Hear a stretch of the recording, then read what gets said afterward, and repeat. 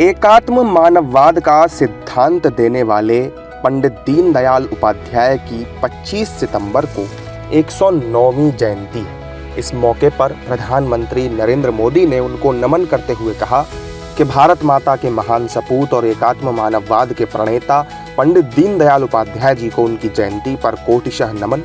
देश को समृद्धि की राह दिखाने वाले उनके राष्ट्रवादी विचार और अंत्योदय के सिद्धांत विकसित भारत के निर्माण में बहुत काम आने वाले हैं।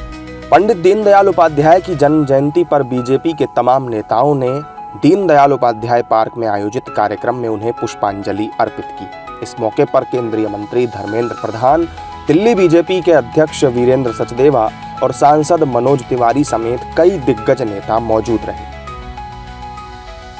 भारतीय विचार की एक प्रमुख स्तंभ पंडित दीनदयाल उपाध्याय जी की आज जन्म जयंती है।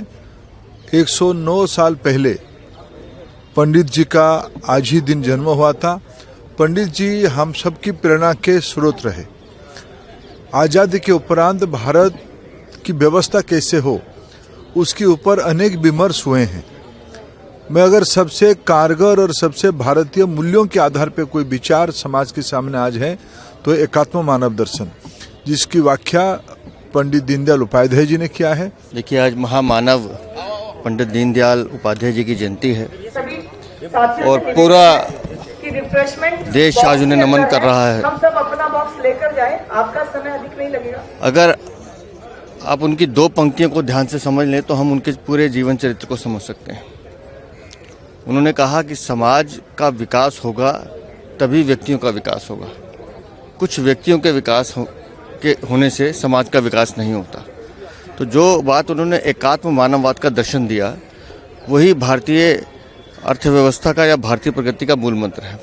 उसके साथ साथ जो उन्होंने अंत्योदय की बात की कि समाज के पिछड़े पायदान पे खड़े हर व्यक्ति तक जब तक सरकार की सुविधाएं नहीं पहुंचती हैं तब तक भारत का उद्धार संभव नहीं है। मुझे हर्ष इस बात का है कि माननीय प्रधानमंत्री जी की सारी योजनाएं माननीय दीनदयाल जी के जीवन दर्शन पर आधारित हैं।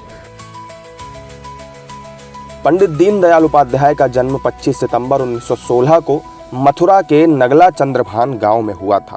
उन्होंने दुनिया को एकात्म मानववाद और अंत्योदय का सिद्धांत दिया।